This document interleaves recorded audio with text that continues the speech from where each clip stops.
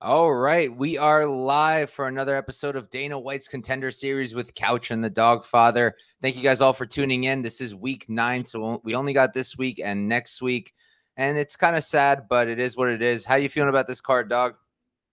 Can you hear me from all the way over here? Yeah, we can, and we see your beautiful dog as well. Buddy, he's hanging out. I just got home from working out, and he can't leave me alone now, so we're hanging out. I'm giving him some boops. Yeah, but nice to see you tonight. I'm excited about the card.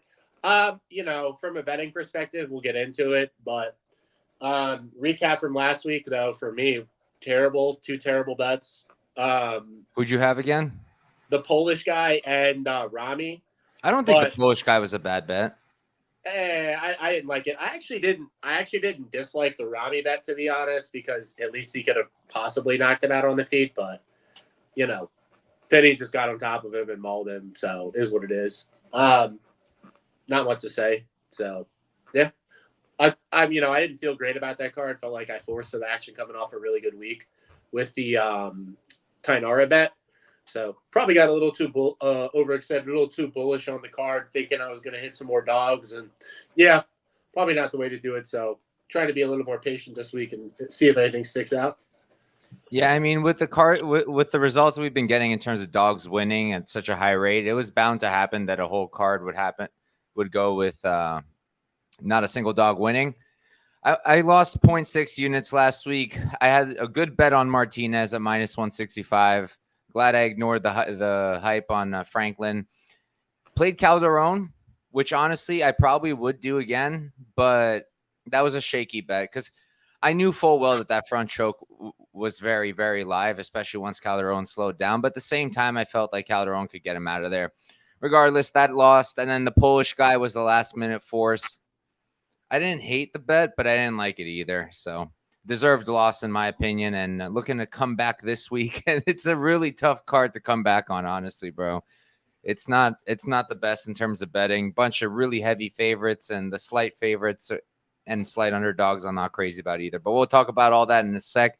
Let's catch up with the chat. So apparently Steve's over here dropping spoilers about my bets, but it's okay because at the end he said he's going to tail me. So we've come a long way. What's happening, JP? Thanks for tuning in. Me too, Tyler. Me too. It's my favorite time of the year, and now it's just about over. I'm happy. I'm happy it's over. Yeah, getting tired. I mean, I already taped so many fights. It's just like doing all of this on a Tuesday. It's just like, I can't get a break, Yeah, I feel you. It is a lot. DG, thanks for tuning in, bro. Just saying here, Dulatov might win, but watching the tape, I don't think there's anything impressive on him. Let's go then. We'll be talking about that. I do think he's impressive, but we'll be talking about that. MMA Hokage, what's up, brother? What are we telling Dog to stop crying about? All those loss, he is not okay with close decisions. Am I missing a reference here? No, I've been joking around about everybody just wants to cry all this whole weekend about all of these. I can't even complain to Dog because he had all the opposite bets. So I felt not robbed, slighted. I felt slighted by the Pennington decision. I felt slighted by the Aldo decision, and I felt slighted about the Marina Rodriguez decision. But I mostly blame Marina for that one. Don't hate the player, baby. Hate the game. You know what I'm saying? That's just how it be. This guy. It sucks to get like the best price on all of those split decision wins too. I mean, sometimes you just got it. Okay, Dog. Tyler, a double-edged sword. Yeah, dude, you're the most square. You're so square you might be a rectangle. How about that? You like that one, Dog? Best eyebrows in spaces. Yeah, I think that's a lock. I feel like I definitely have the best eyebrows in this space. I can't think of anyone better. They're pretty good. They're looking pretty good right now. They're looking crispy. Yeah. Did you get them done? Did you get them No. No. I mean, my fiance cleans me up with the little tweezer thing. Yeah, in the middle. Yeah, that's about it. This one dude in the comments of my shorts one time was like, he's like, is this, I sent you the screenshot. He's like, is this like a joke? Yeah. Like, is this like a bit? And he's like, just bite the bullet and get them done. I was like, bro, If I don't clean them up, they would look way worse than this. Let's see. Pirate's literally the worst. I'm just not even going to give him literally all the worst. I'm here for all my picks. Mike is plagiarizing. Bro, I wasn't even going to watch your show till somebody told me that you gave out my bets without my permission. Damn, I haven't watched it yet because I don't want to hear any opinions that just don't matter. You know what I mean? So yeah, I just don't want to hear Steve. Yeah, that too. That dude's voice is terrible. Pick Batista, but yeah, honestly, like I know. This is also why I didn't complain too much because like I kind of also blame Aldo. Like I do think the judges got it wrong, but I mostly blame Aldo for kind of. Yeah, I mean, I can agree with people being annoyed with the decision, but it's funny because there was like a minute of striking to like begin the round where Mario was landing and Aldo wasn't doing anything, and then people only forgot. People were like, "Oh, what about the other?" They're like, "Oh, the last 40 seconds, Aldo landed 3 punches." It's like, what about the other 4 minutes and 15 seconds of the round? Like, you can't win like almost 80% of the minutes of a round, and somebody lands 3 punches and they win the round. It doesn't. It's just not. That's not how it works. Like, I know we're in the damage criteria, but you can't forget about like the other minutes of the round. Like, especially when the damage there's so slim margins. It's like, come on, like it's ridiculous. Yeah, I guess I'm kind of undecided about how hard we should be scoring just cage pushing with nothing else. It's MMA. It's MMA. If you don't for sure. No, I don't have an issue. If you don't like it, learn how to get off the cage. If you don't like people getting grappled, learn how to get the fuck up. Nah, period. I agree 100% with a takedown. Like, I don't even. I think my personal opinion, if a wrestler gets someone down, even if they're not doing damage, it shouldn't be stood up. No. But in terms of just judging fence pushing, that's where I'm like, I don't know how much. To me, it's control. It's a dominant position, and they're winning that position.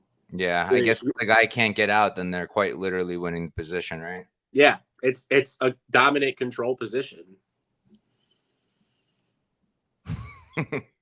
That's not a good one, really.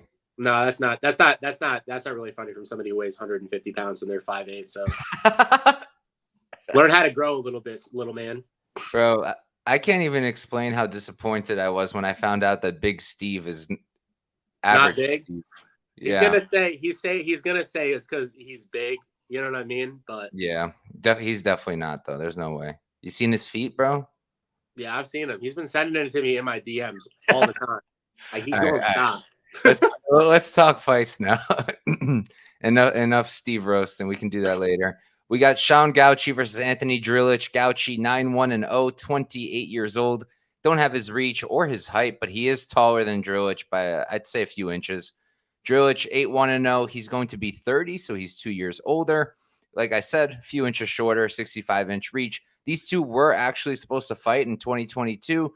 Fell through, though. That event got canceled, and here we are in the Contender Series. Start us off, dog. Yeah.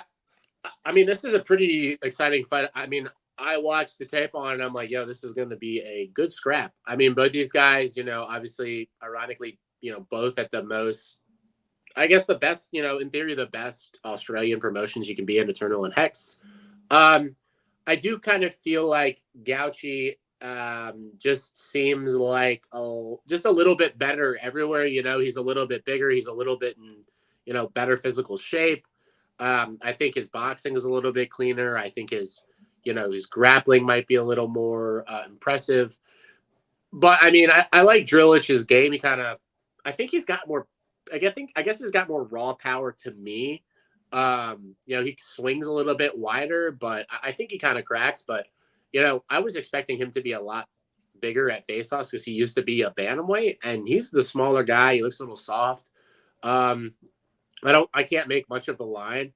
I feel like what's the over? The over is probably like minus a bazillion. Yeah, the over's juiced. I think I remember seeing the under was like plus 200 something. Yeah, so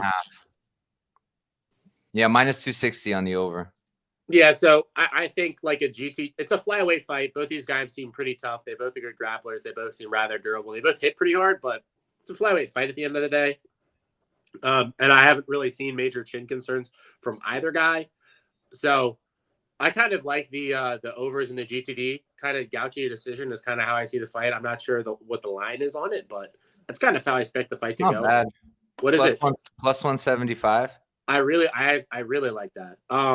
So yeah, that's kind of how I'm seeing the fight play out is Gauci decision more often than not. But honestly, like a freaking pick 'em over. I mean, it's not gonna be pick 'em, but it'll be juiced minus probably 150 to the over 2.5. Fight goes is minus 125. That's fantastic. I think I'd be very interested in that. Yeah. For me, now that I'm seeing that number, because I didn't really look too much at the props, Gauci decision stands out. Neither did I. I'm just spitballing. So yeah, that definitely stands out to me at plus 175. I wasn't super impressed with Drilich, to be honest. You know who he kind of reminds me of, since I like my comparisons this season? Reminds me of Don Shanis. You remember that guy? A little bit, yeah. I think that's a little disrespectful, but to which guy? Don Shane? No, to Drilich. Shanis ain't bad. He's all right. Move on. We're not all right, carrying on. Yeah, look, striking, I like Gauci striking a bit more. I think he's better at range. I think he's more comfortable at range. I like the combos straight down the pipe. Drilich, more of this guy. He's kind of just lumbering forwards, throwing short punches. He's good in the pocket, clearly hits hard. But so does Gauci. You know, there's multiple fights where Gauci one touches them and they just go down. So I think both guys have power. I agree with you that both guys are durable, though. So I tend to think that they probably won't knock each other out. I think Gauci will probably have the bigger moments. Drilich will land something big here and there. But I expect Gauci to have more success. He just can't let Drilich back him up, because if Drilich can just keep it like in the pocket the whole time, he can have a lot of success here and maybe take over, maybe find a finish. And then in the grappling, you know, Drilich is a black belt, but you see him taken down constantly, and he's not really throwing up anything crazy off his back.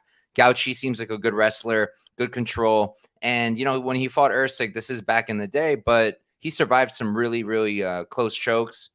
And I feel like he should be able to handle anything Drilich throws his way. So I don't see a sub happening. I think if a finish comes, somebody knocked somebody out, but I tend to lean that it goes the distance as well. I'm going to be looking at that fight goes, and I'll be looking at Gauci decision, because I didn't expect to see plus 175. But we can move on. Neither did I. I didn't even see it now. All right, next up, we got an interesting fight. We got Islem Dulatov coming back. He was supposed to fight earlier in the season against Meng Ding, right? And then that fight fell through. And he's fighting Vanilto Antunes. Dulatov 10-1-0, 6'6". Don't have his age, but he's young, I'm pretty sure. And he's 6'6". Don't have the reach. Antunes 16-6-0. He's 29, and he's don't have his height, but he's definitely shorter. I believe he's around 5'11". I think I remember seeing that on the tape somewhere. And yeah, he's definitely shorter. Not that much shorter than I expected him to be a lot smaller, but I didn't think he looked that much smaller on face-offs. And I'll start us off here. So Antunes was the first guy that I had any interest in on this card. I know Dulatov. I remember him because we already taped him, retaped him again. I think he's great. I think he's got a really, really high ceiling for how young he is, for his frame. And the striking already is really impressive to me. He's just crisp. He's fluid. And the combinations are nice. He seems to hit hard. He's got a lot of different tools. But he's got tall man's defense. Takedown defense, we have no info about since his debut fight. He did get kind of completely out-grappled there and didn't really show much resistance there. So that could be a concern. But as a young guy, and that was his debut, it's likely that his takedown defense has improved. And Antunes isn't exactly a wrestler in his own right. He gets out grappled. I think he's like 3-1 to the sub, or 1-3 to the sub. So I don't really expect grappling from either guy. I feel like if anyone does shoot, it will be Antunes, but I don't know how much success he's going to have with it. Now on the feet, like I said, Dulatov really clean. I think at range, he can pick him apart. But if Antunes is backing him up, I think he can land. I think Antunes is a good striker. I think he's powerful. I think he's nice in the pocket. He's got that dog in him, relatively durable. And Dulatov has just faced no adversity whatsoever. I don't know if he's even really been hit that hard. The guys he's fighting are really bottom of the barrel. So I don't know how he's going to react to big punches. I don't know how he's going to react to real adversity. If Antunes is just in his face, not going away from his nice strikes, and he's just in his face going at him, I don't know how Dulatov's going to handle that, and I have a sneaking suspicion that he might not be able to handle it well. So this is one of my bigger underdog plays on the card. It's still not a big one. I played Antunes plus 500 for a half unit, keeping it relatively small, but I like it enough to do a half unit. How about you, dog? It's plus 500. It was. Now it's like plus 475. Yeah. That's huge. That's a huge line on this fight. For like, would you say this is Dulatov's probably toughest competition to date? Yeah. I mean, I think so. And then to be minus 700. Yeah, it's a crazy line. I didn't realize this line was that wide. I thought it was still like minus 450, 500. Yeah, I mean, I share the same sentiments as you. I mean, feels like a bit of a step up from this Palalegos guy who's, I mean, the worst in my opinion. I don't know how he beat. I don't know how he beat Junkworth. Yeah, like you said, it's just a big step up in competition. And Antunes, he's been grappled and bunked a couple times, but I'm not a huge fan of him. You know what I mean? I think he's kind of stiff. His striking is good. His takedown defense is pretty decent, I guess. He kind of got rinsed by Wilker Lemos, but that dude's a problem, to be honest. Yeah, Dulatov is not Wilker Lemos. Now, well, in terms of the grappling now, but yeah. Yeah, I mean, he's been bonked a couple times, but I think his chin's pretty good. Yeah, I'm surprised. I'm surprised at the line, to be honest. Yeah, I don't have much to say. I feel like these guys are going to swing it out, to be honest. And Dulatov is much crisper, faster, bigger, more technical, in my opinion. But yeah, minus 650, 700, and like what could be like a coin flip swinging fest. Not much interest in the favorite. What's the under? The under's probably minus a bazillion. Under 2.5's minus 300. Fight ends ITD's minus 350. The 2.5, 300, or the 1.5? 2.5. There's no 1.5. Really? Yeah. And Glenbot's asking, do I think his KO is live? Yeah, I tend to think if he wins, that's how it's going to be. Definitely his win condition. Yeah, like. But it's plus 700 and his money line was plus 500. So I might as well just take the money line because who knows? Maybe he locks in a meme sub, or maybe we get a decision where it's an absolute brawl and Antunes wins minutes because it is a brawl. I don't know. I think if he wins, it's probably KO. That's why I kept it kind of small. But yeah, I wouldn't play around with it if you're getting plus 500 on his money line. Well, there's no edge from plus 500 to plus 700. I mean, what's the difference? Like, it's a few percent, right? Yeah, like 5% maybe. So it doesn't really matter. Yeah, I'm with you. Dog or pass fight. I mean, I don't have much to say. I mean, I would lean an under 1.5 if I got a decent price, to be honest. That could be something. So, I mean, yeah, if maybe like somewhere FanDuel opens up an under 1.5 at like minus 135, 140, I mean, I'm all in, Yep. I hate under 1.5s, but that would make sense. This would be the one. Like, if dude, I feel like I could probably line an under 1.5 here, like 65% being conservative. Yeah, and it would make sense. And Antunes is a kind of kill or be killed guy. Yeah. And with Dulatov, he's really good in the striking, but we really don't know with him. Like maybe one good punch and he's done. Yeah, he cracks. I mean, Antunes is hittable and he cracks. So yeah, that under makes sense to me. But we can move on. I really thought I would have a way different take on this fight than I ended up having, and it's a good thing, I guess. We got Mario Pinto versus Lucas Camacho. Pinto 8-0 undefeated, 26 years old, 6'5" with a 79-inch reach. Camacho 6-0 undefeated. He's going to be 31, so he's 3 years old. Nope, 5 years older. Same height, pretty much. We don't have his height here, but on the face-offs, I thought he would be way smaller, and they're pretty much identical in height. Maybe one of them's wearing shoes. I don't know, but they're similar in height, and I don't have his reach. Why don't you start us off, dog? I'll start with Pinto. I mean, he's just this was so funny. If anybody has gotten the chance to see like the Twitter, comments about like, or I mean, I think Alex Benohunen or whatever, one of these MMA media guys put out the stare down. These dudes like stared down for like 2-3 minutes after they got done with their face off. Like across the room, office style. Yeah, across. Yeah. While other people were being faced off, they were still facing off with each other. So it was hilarious. And they're also just like goofy looking like heavyweights. So it makes it even funnier. So, I mean, Pinto just seems like the more put together fighter, in my opinion, here. So I get why he's the favorite. To equate it to nearing 85, over 85%. Or what is he now? Minus 600 or something? Yeah, -6. Yeah, so we're nearing what, 85, minus 600, like 85%, I think. So yeah, I mean, nearing 85 or over around at least over 80% at least. I mean, no way. Honestly, no way. I mean, I haven't seen him do anything in particularly that would jump off the page to me. He seems really well-rounded, though. I like his game. You know, he seems like he can do everything well, but he doesn't really put his foot on the gas.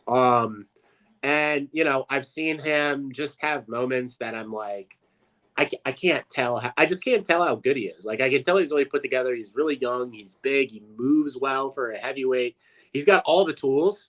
And he has a lot of, you know, I think he's got a pretty high ceiling. So I get why he's the favorite here because, you know, you watch Camacho's tape and there are moments where I'm like, this guy could be awful. I actually faded him in his last fight in LFA Brazil at like plus 220.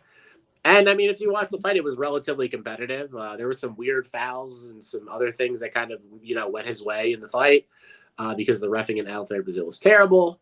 But I mean, I think Camacho, if he will do one thing, it's scrap, and he's got some dog in him, and he seems relatively durable. You know, I have some concerns about his defensive grappling. Like, he just kind of gets taken down really, really easily, at least in the Uriel fight. So I'm interested. You know, the line's really wide, but to be honest, like Camacho, there was a reason why I faded him in his last fight at plus 200. So needless to say, it's not like I really rate him in a matchup against a guy who I feel like is better than him probably everywhere. So, the thoughts on the total. I mean, the over is like minus 175, and fight goes is plus 140. I have no interest in any of the totals because I could just see this big going like a million different ways. Pinto doesn't really have much like assertiveness.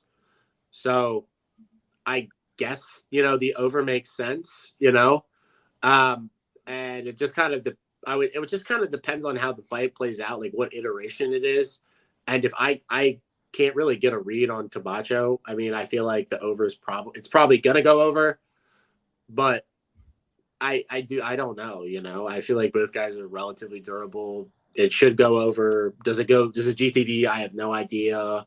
Do I want to play the under? Kind of.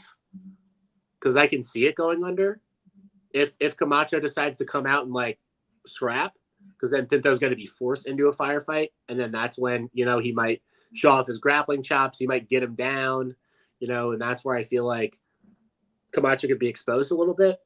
But I mean, I have no interest in this fight. It's dog or pass, no total interest. Camacho, what's this line? Plus 450 now or something? Probably 425.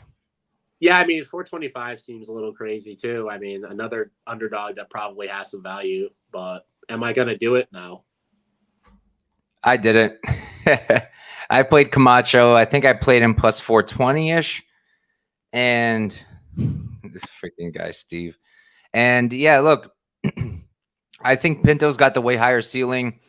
Good build. You know, I thought he'd be more ripped than he is, though. I kind of expected like a ton of muscle. And he's got pretty much the same build as Camacho. But big dude, I think he's pretty technical. Real lack of urgency. But in terms of the striking, I think he's a pretty nice striker. Uses the range pretty well. Decent amount of power, but not really chasing finishes. And he's not really one-punching guys. Takedown defense is really good. The Casimara's fight showed that. I thought he was very impressive with the way he defended takedowns. And I guess he's got some wrestling of his own. Camacho, look, nothing about him impresses me per se, but he's just one of these guys, you know, he's got that dog in him. That's for sure. He's going to keep moving forward. He seems a little chinny to me, but at the same time, he's pretty durable. Like, I guess the better word is recovery. Recovery is a better word.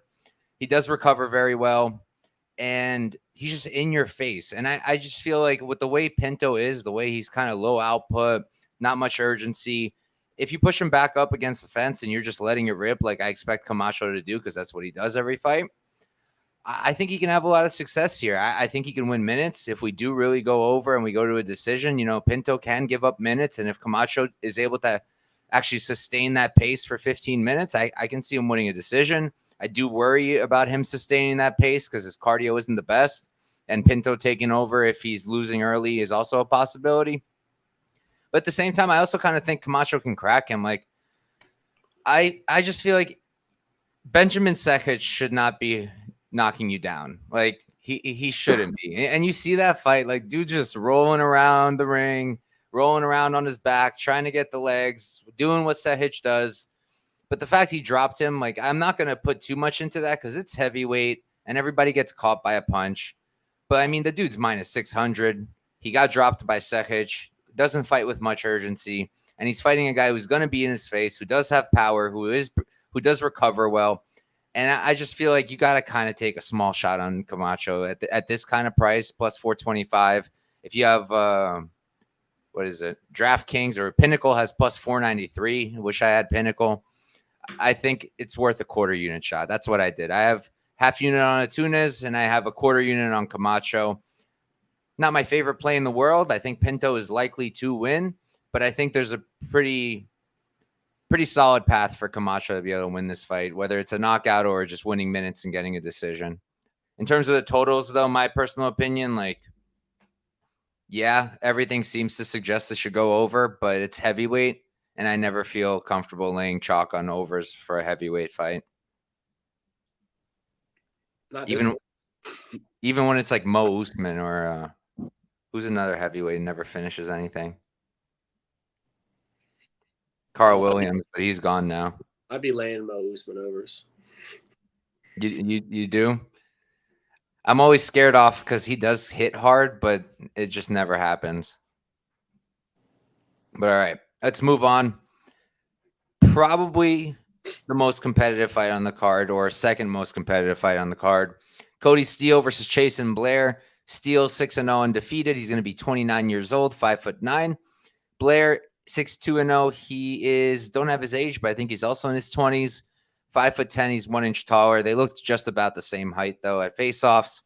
I'll start us off for this one.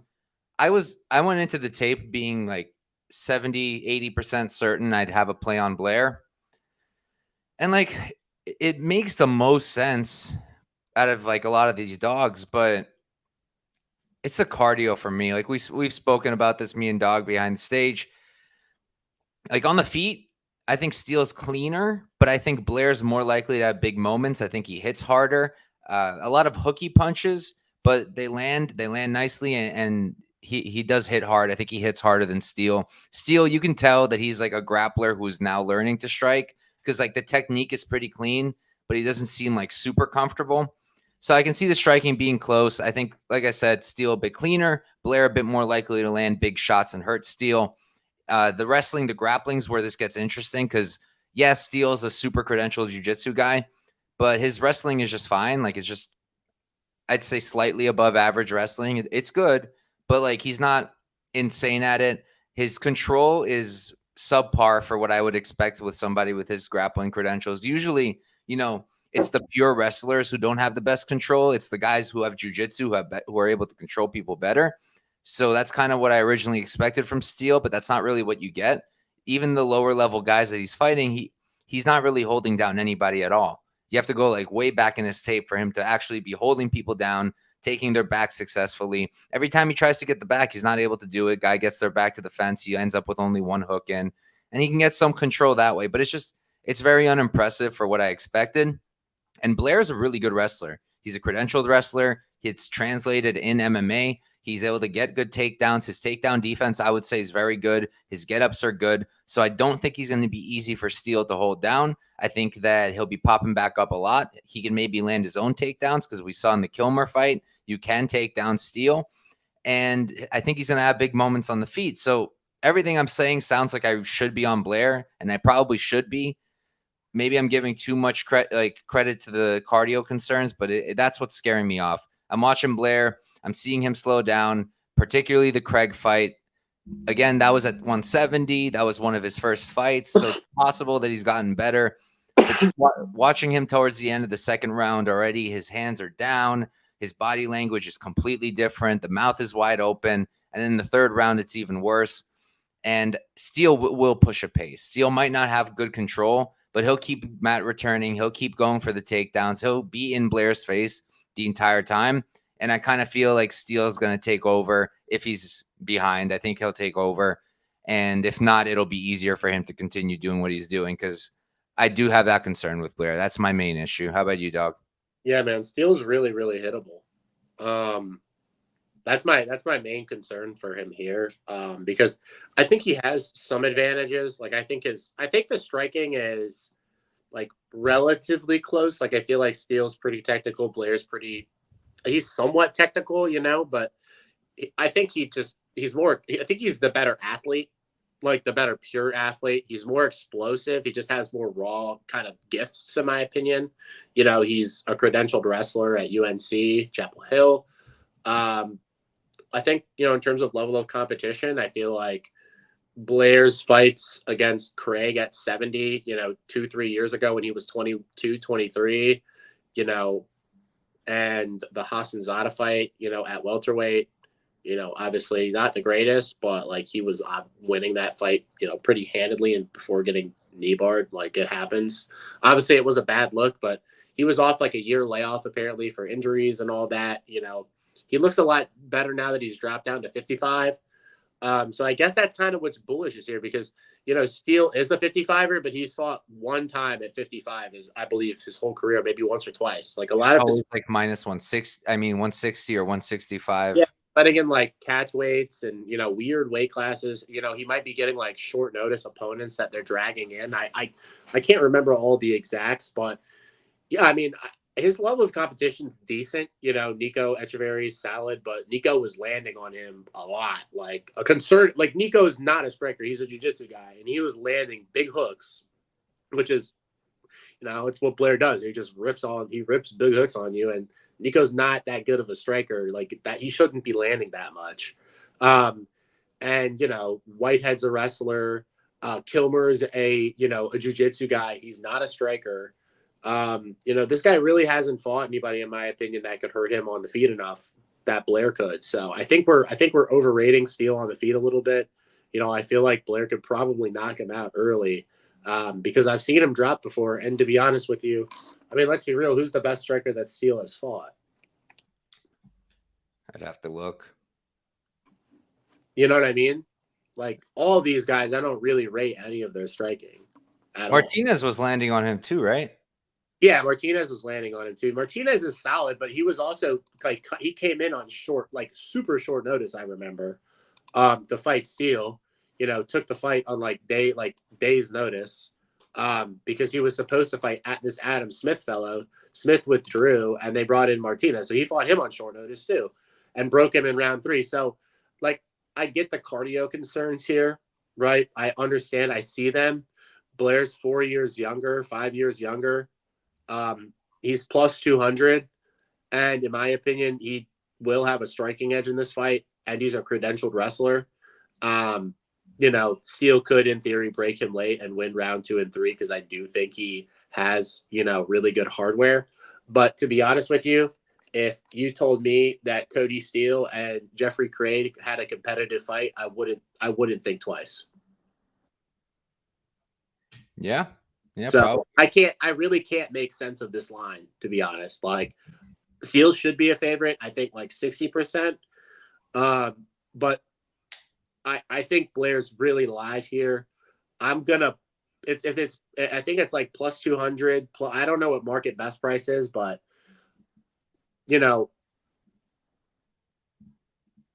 just probably going to plug my nose and play it because I think Blair has a lot of upside. Man, I really do. I think he could knock Steele out cold, to be honest. Yeah, fair enough. I'm kind of looking at I'm looking what the totals are. Fight goes is -115, which I don't hate. You don't like it? No, because Steele pushes like a really high pace, and he's pretty dangerous. Like, I wouldn't be surprised. He's like subbing nobody, and then is he gonna knock Blair out? I mean, maybe. I mean, Craig was definitely close to it late in that fight. I mean, yeah, but Craig's a better striker, and he's 170. Yeah, Craig's definitely a better striker, but he's not. Doesn't have as much power. I think Steele's got power too, and he's got really good hardware too. So it's like if the sting isn't on Blair's shots late, he might be able to walk through some stuff. But I mean, like I said, I like Steele. He's a good prospect, but with how hittable he is, like I do have concerns. And it's not like he's won round 3 in every fight. Kilmer took him down in round 3, who's like historically really gassy, and took his back.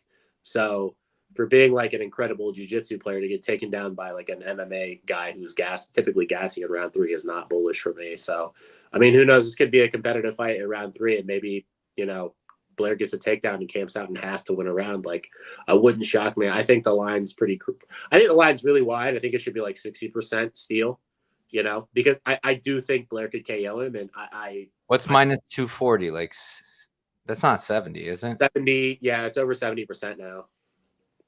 Oh. 70% is 225. So yeah, it's over 70% now for Steele. And that, to me, that just doesn't feel right. That's when I watch the tape, it just doesn't feel right. Yeah. Yeah, I guess if the Blair line gets wide enough, like I would, because at some point I have to decide like how much I'm really going to put into the cardio thing. Because outside of the cardio, I pretty much feel like I made a pretty good argument for Blair. I mean, outside of cardio, could you not line Blair a favorite because he could, in theory, wrestle Steele? I mean, seriously. That's the only reason I wouldn't line him the favorite is because I think Steele's more technical on the feet. So I would still maybe have slight favorite Steele, but really only slight. Like I don't know, 55%, I guess. I'd probably, if Blair had proven cardio at 155, I would line him the favorite because he could, in theory, wrestle Steele pretty handedly, I think. Yeah, I mean, if he had proven cardio and we got this line, I'd be all over it. If he had proven cardio for a 3-rounder, this line would be pick 'em, I think. What's good, Aussie? Thanks for tuning in, my brother. So, I mean, yeah. Steele and Dulatov here, both already in camp, but don't put too much trust on both. Steele, to be honest, could go to 145. God. I don't know if he can, man. I don't know if he can. He's muscled up, dude. Yeah. But all right, we're pretty much lined up the same on this fight. Value seems to be clearly on Blair. What's the Tapology picks on that fight, actually? If I had to guess, super in favor of Steele. 90% Steele. 95%. 95%. So they're giving him what, an implied line of like -1,000, pretty much. Yeah, Tapology's they're -1,000 on Steele because he's 6-0. So I mean, bro, we all know how Tapology stuff. It's so fraudulent. People literally just come in. They'll see what most people are on, and then they'll just log that as their pick. They just go on Wikipedia. That's it. They just points farm. It's the dumbest thing ever. But all right, we can move on to the main event. We've got Artem Vakhitov versus Islem Masraf. Vakhitov 2-1-0, 33 years old, 6'1" with a 74-inch reach. Everybody knows him because he's the guy who beat Alex right before Alex left. And then Masraf 3-0, undefeated. Don't have his age. Pretty sure he's in his 20s, but I don't remember exactly. 6 feet tall. They looked similar in height. Vakhitov slightly taller, and we don't have his reach. So, Dog, why don't you start us off? Yeah, I mean, I don't really have much to say on this one. I didn't spend a ton of time taping, but I am really interested to see how Vakhitov's game does transition to MMA, because in Glory he's typically like a high shell kickboxer. And those guys, it's just a different game. You have 4-ounce gloves. If you watch back all the Pereira's fights in his kickboxing fight, he's using like a high shell guard style and letting stuff deflect off the 10 ounces. And it's just a different game, in MMA. But he's an excellent distance manager, obviously an elite kickboxer from both stances. Grappling, though, I mean, big time concerns with his grappling. So yeah, I mean, Masraf there's just not a lot of tape on Masraf though. I mean, he looks fine. He looks fine. I don't think he's like the worst guy. Obviously, the line is what it is because of the credentials on Artem's side.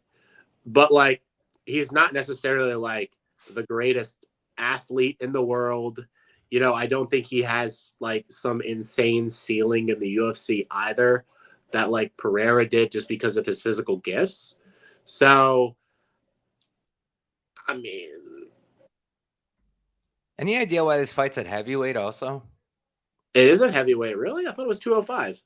Seems like it's heavyweight. Let me see what UFC stats says. Pretty sure it's. Are you looking at tap? If it's on Tapology, it's probably wrong. Yeah, Tapology has heavyweight. No, it's not heavyweight. It's 205. Okay, that makes a lot more sense. Yeah. So, yeah, I mean, I think I have to just do a little more tape on Masraf. Like, I remember taping him for the Grog fight. I bet the over there at like plus 200. Oh no! And I'm like, Grogu's really durable. He's pretty defensive. He's like somewhat defensively responsible despite his hands being down. Like I've seen him just eat hell and back in some of his fights. And like Masraf in theory would have grappled there. And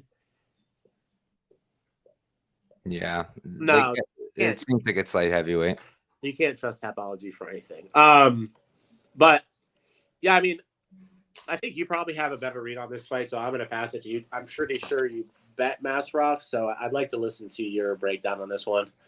Yeah, I bet Masraf. I wouldn't say I have like a phenomenal read. At the end of the day, it really comes down to something as simple as should Vakhitov be minus 600, 650 in his fourth MMA fight when there is a possible threat of takedown? I don't think so. That's really all it came down to. That's why it's only a quarter unit play on Masraf. I got like plus 400, I think, on the dot. Not doing anything crazy because Vakhitov's an elite striker. There's no taking that away from him. Absolutely. I wish you would have talked to me about that because I feel like this is the one line that's going to blow out because of the name recognition value for Vakhitov. Like, I could feel like this could blow out. I mean, obviously, it's an easy bet for a lot of people because there's period name recognition. Oh, this guy beat Alex Pereira. Can you believe that? So I wish you would have told me. I would have been like, bro, just wait. It's gonna go. It's gotta go, right? I mean, money's been coming in on Masraf so far. I know. Yeah. It's 375. So I have some COV, unfortunately. Nice. It's losing. Yeah, now it's losing. But yeah, I thought about waiting. But then I get nervous that the other big hitters are going to go play it first, and then I'm going to end up sitting there with my hands under my ass. And you just call yourself a big hitter? The other big hitters? Oh yeah, well, that's a mistake. The big hitters. I'm no big hitter. That's for sure. Me and my $100 units. You got it. we're not hitting anything too. Dog flex on a big dog. Nah. I meant the guys betting thousands of dollars. Didn't want them to ruin it for me. So maybe I gave up a better line, but I'm fine with 400. I think that's already pretty crazy. Vakhitov, elite striker, yes, but we haven't fully seen him get to translate it to MMA yet. We don't really know. He's fighting absolute bums.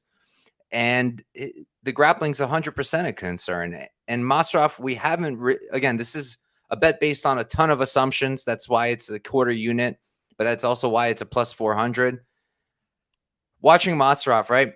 There's no tape on him actually offensively grappling, so I have to work with what I have. I see him fighting a Russian wrestler in his first MMA fight, and I thought that his counter wrestling was pretty good. Thought he did a pretty good job, good sprawls. He's clearly training wrestling, and I've got a gut feeling that he will go for takedowns here. I don't think he's that stupid that he's going to go and strike with Vakhitov. If he is, a dono's a dono.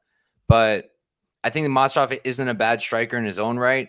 I think that he definitely shouldn't stand with Vakhitov for long periods of time, but I think that he could be competitive in short spurts. Think he could land big shots, solid kicks from the guy. But mostly I'm just banking on a hope that he's going to grapple, and we'll see what happens.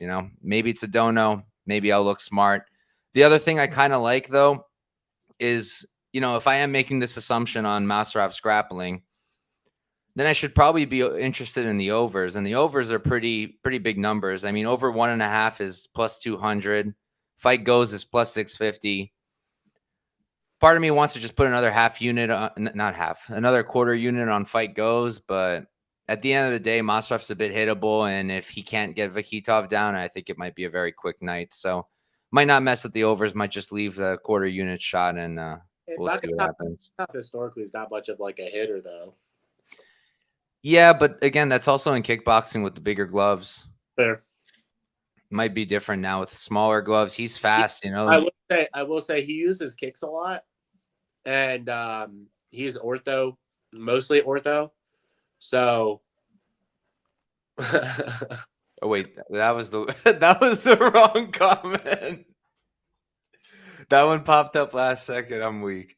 I meant this one, but yeah, I think he has grappling upside. Possibly, it's a huge assumption, but.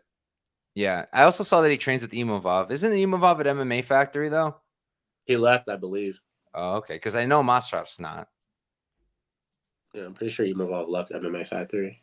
And yeah, I'm with you, Tyler. I think it makes sense, but it's a scary play, especially because I already have the Masraf money line. Yeah, I mean, Vakhitov does a lot of kicking. That's like a big part of his game. So if you're like a kick guy, you're not. I mean, if you watch his kickboxing tape, he like layers on kicks and punches a lot. And like I said, he's not like a one punch. He's never been like a one punch guy. I mean, he's got some power, but his best part of his game is just his technical prowess in kickboxing. It's not, like I said, it's not like some physical just gifts. So I mean, will I get burned on another Masraf over? Dear God, pray for me. If he gets head kicked, I might have to take a couple weeks off, but this overprice is ridiculous. It's ridiculous. I'm gonna bet it. I don't know. I'm gonna bet it. Yeah, I feel like it's a good spot. Plus 200. If I didn't have Masraf money line, I would just do a half unit on that and probably forget about it. Yeah, that's like right now. You know, we'll talk about it later, but that's something that stuck out to me. Yeah. Me too, bro. Me too. Dude, I got blocked over that fight. I forget who it was. Some dude was running around screaming that it was a fixed fight. That was Pepe. You probably blocked Pepe. Nah, it wasn't Pepe.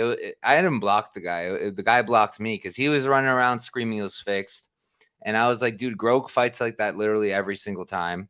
Yeah, he fights like the drunken master. Yeah, like he's always like that. And the guy was just like, no. And then he blocked me. And yeah. Damn, what a beta. People get emotional. Pepe's going big on this one. To make it all back, baby. Let's go. Now, do I ride with you guys and also get burned? We'll all go down in flames together, baby. I'm tired of going down in flames with the boys, bro. Wait. I got it. All right, he's on to something. Fight starts round 2 at plus. It's gonna be plus money. Yeah, I wish I had that. Oh, that sucks. Yeah, if I literally have domestic books, but for some reason New York doesn't offer like DraftKings, FanDuel. None of them give us anything decent here. Well, you know what sucks is though too. Like for me, it doesn't like last week. The fight starts round 2 and the Smith fight was like, it was like minus money. But I wanted to bet Smith KO, and the fight to not start round 3. Like fight to start round 3 was like minus 130. And the KO was like minus 130. And I wanted to bet both of them, and the limit's like 150. It's like to win like $200. And I'm like, I don't even like, not to sound like an ass, but like, I can't even win a half a unit on this fight, you know? Yeah. If I had domestics, I'd definitely look at that fight starts round 2. And then I'd be interested in Steele round 3 decision. If that's like even money. Yeah, if that's like close to even money, I feel like that's a pretty good way to play Steele. Because GTD's minus 115, but then you're not covered if Blair death gasses. I mean, maybe you're setting up for a Steele round 3 though. But yeah, but I don't know. Like I said, it could just Steele's cardio could look so elite because he's fighting like random dudes that could be on like. I don't know why the fights aren't at 155, right? Like, I don't know. I'm not. I'd have to go back and try to listen to the commentary again. I don't. Sometimes I don't tape fights with the commentary on. I usually turn it off. I can't handle them. Yeah, I'd have to go back actually and listen because I know that Martinez was on short notice. And for Nico to be at 170 is kind of weird. He's not normally a 170-pound guy. He's normally 155er. So, I mean, he might be getting a lot of these guys on short notice, up weights so they can make weight.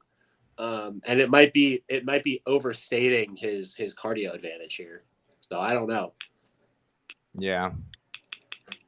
We'll see. I'm definitely tempted. Like Pepe's saying, GTD plus 650. Yeah, just play the over. If you're gonna go GTD, I feel like you just play the over, I guess. Yeah. But you could do both. Yeah, half unit on the over, quarter unit on the GTD. Yeah, not a bad. I'm gonna end up adding something. you know you're gonna end up playing the over for like a half unit or something. Yeah, pretty much. I'm probably the bets I expect to end up making that I haven't already. Think I'm gonna end up with the money on the over. Might end up talking myself onto the Steele Blair fight goes. We'll see. I kind of and Gauci decision. I liked that one that we cooked up on the show. Pepe, you're really playing it this hard. I don't know Pepe well enough to know if he's being sarcastic or not. A little bit of both. Gotcha. Somewhere in between. Yeah, somewhere in between 2 units and a half unit. But Glenn, but we don't unit shame around here. I mean, my guy Tyler over there, his bookie accepts cans of tuna and bags of lentils, so yeah, it's all good, bro. I hope Tyler was here to at least hear that joke. But yeah, that's a card, guys. That is Dana White's Contender Series Week 9. Not much we can really tell you with some of these fights, but at least what's been working with me is leaning into the volatility. At the end of the day, especially the fights with very little tape, usually the heavy price tag isn't warranted, and it's worked out so far. Hopefully it'll keep working out. Never forget my guy, Voivodkin. Like the only credit I'm willing to take for that is actually having the balls to make the bet, because most people will acknowledge that Bailey Schoenfelder shouldn't be minus 1,000, but not many had the cojones to do it. So I'll take that credit. But other than that, that was just purely leaning into volatility and feeling like a heavyweight shouldn't be minus 1,000 on the Contender Series against the guy who hits hard. That's really all it was. The bigger guy. Yeah, and in this fight, it's a different read, but it's that Vakhitov might be a fish. I think he is a fish out of water on the ground, and if Masraf has any kind of wrestling, I think he can win this fight. Yeah, that's really what it is for me.